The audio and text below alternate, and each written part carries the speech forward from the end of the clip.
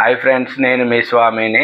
మనకైతే 2025లో లేటెస్ట్గా లాంచ్ అయిన మొబైల్స్ ఏందో ఇప్పుడైతే చూద్దాము. చాలా మందికి అయితే తెలిసే ఉంటుంది, చూసే ఉన్నారు.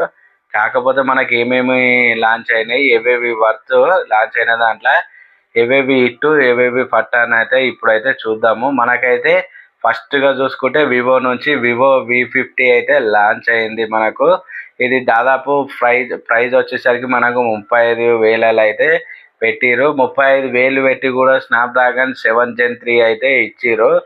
నాకైతే ఇది ఒక్కటైతే చాలా అంటే చాలా గ్రేడ్ అయితే అనిపించింది. అందులోనూ 35,000 పెట్టి కూడా 8 GB అండ్ 128 అయితే వస్తుంది.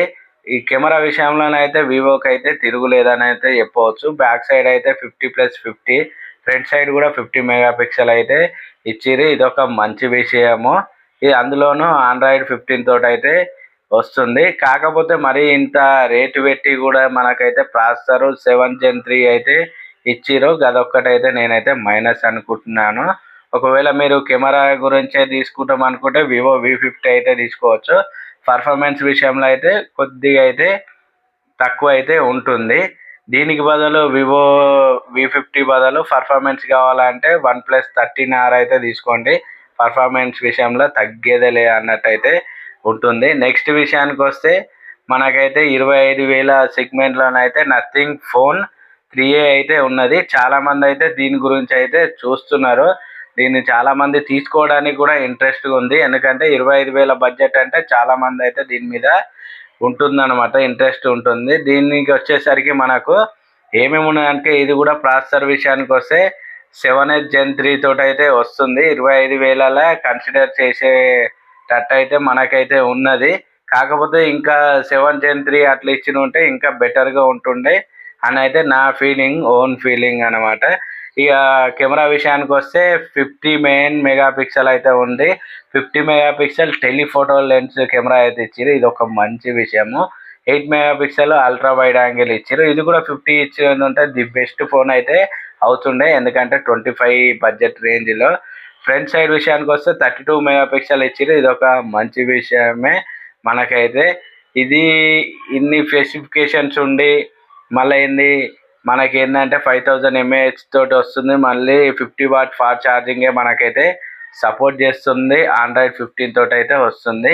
నేనైతే ఏంటంటే నథింగ్ నుంచి అయితే గెట్ చేసిన nothing phone 3A and 3A pro కంటే నాకైతే 3A బెటర్ అనిపించింది. ఎందుకంటే దానికి దీనికైతే ఈక్వల్గా ఉంది. ప్రాసెసర్ విషయమైనా అంతే ఉన్నది. కాకపోతే చేంజెస్ ఏదో వచ్చిందంటే దీంట్లో ప్రోలో ఫ్రంట్ కెమెరా 50 మెగాపిక్సెల్ ఇచ్చిండు.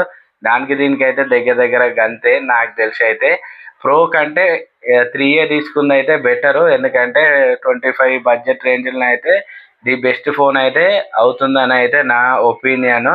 లాంచ్ చేసిన దాంట్లో నథింగ్ ఫోన్ 3A ప్రో ఫట్టు, నథింగ్ ఫోన్ 3A హిట్ అనమాట నా కన్సిడర్లో అయితే. ఇది దాంతోపాటు ఇంకా లేటెస్ట్గా ఇంకా బాగానే ఉన్నాయి. దాంతోపాటు IQ Neo 10R కూడా లాంచ్ కాబోతుంది. ఇది ఒకవేళ మీరు చూసినట్లయితే ఇది కూడా మంచి ఫోన్ అవుతుంది. ఎందుకంటే ఇది దాదాపు ఈ 30 బిలోనే ఉంటుంది. ఇది కూడా నాకు తెలిసి అయితే గెట్ చేసిన దాని ప్రకారం అయితే 27,000 28,000 తీసుకొచ్చిరు అనుకో, దీన్ని మించిన ఫోన్ అయితే ఉండదు. ఎందుకంటే IQ ఫోన్ అంటేనే పర్ఫార్మెన్స్ కదా. అందులోనూ 8Gen 3 తోటి అయితే వస్తుంది. అందులోనూ 2 కెమెరాలు బ్యాక్ సైడ్ ఉంటుంది. 50+8 మెగాపిక్సెల్ అయితే ఉంటుంది. ఫ్రంట్ సైడ్ వచ్చేదానికి 32 మెగాపిక్సెల్ అయితే ఉంటుంది. వీళ్ళైతే 8-256 తోటి అయితే తీసుకోవడం జరుగుతుంది. బ్యాటరీ విషయంలో కూడా కాంప్రమైజ్ అవ్వట్లేదు. ఎందుకంటే 6400 mAh కూడా ఉంటుంది. 80 వాట్ సూపర్ ఛార్జర్ని అయితే తీసుకురావడం అయితే జరిగింది. ఇది మనకైతే దీంట్లో మనకి హిట్ అయిన విషయానికి ఇక పట్టు విషయాల గురించి అయితే మాట్లాడలేదు. హిట్ అంటే నాకు ఇది. దాంతోపాటు ఇంకొకటి ఉంది, మిడ్ రేంజ్ బడ్జెట్ అయినా ఎవరైతే బిలో 15,000 వెళ్తారో దాంట్లో అయితే 2 ఫోన్లు అయితే నేనైతే సజెషన్ చేస్తాను. దాంట్లో కూడా ఎవరి ఒపీనియన్ బట్టి వాళ్ళైతే తీసుకోవచ్చు. ఒకటి వచ్చేసి వివో T4X. ఇది మనకైతే ప్రాసెసర్ వచ్చేసరికి డైమండ్ సిటీ 7300 మీద వస్తుంది. 6500 బ్యాటరీ తోటి వస్తుంది. అందులోనూ 44 వాట్ ఛార్జర్నే బాక్సులనే వస్తుంది. IP64 రేటింగ్ అయితే వస్తుంది. 4 నానోమీటర్ బిల్డ్ పైన అవి అయితే వస్తుంది. మనకైతే 13,000 రేంజ్లో అయితే ది బెస్ట్ ఫోన్ అయితే అవుతుంది. ఎవరైతే ఆ రేంజ్లో ఉన్నారో వాళ్ళైతే ఇది తీసుకోండి.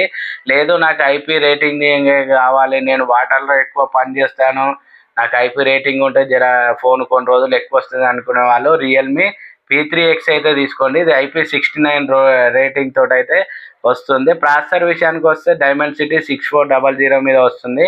ఇది ఒక్కటే పర్ఫార్మెన్స్ విషయంలో కొద్దిగా స్లో అయితే ఉంటుంది, ఎవరన్నా అనకున్నా కానీ ఇది ఒకటి మైండ్లో పెట్టుకోండి.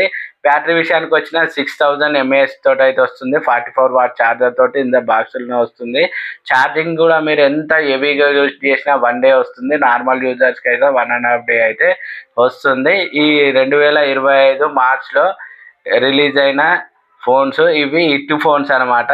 మీకు ఎట్లా అనిపించింది ఈ నా ఇన్ఫర్మేషన్? ఒకవేళ మన ఇన్ఫర్మేషన్ నచ్చినట్లయితే ప్లీజ్ లైక్ చేయండి. విఆర్ఎస్ తెలుగు టెక్ ఛానల్ అయితే సబ్స్క్రైబ్ చేసుకోండి. Thank you friends.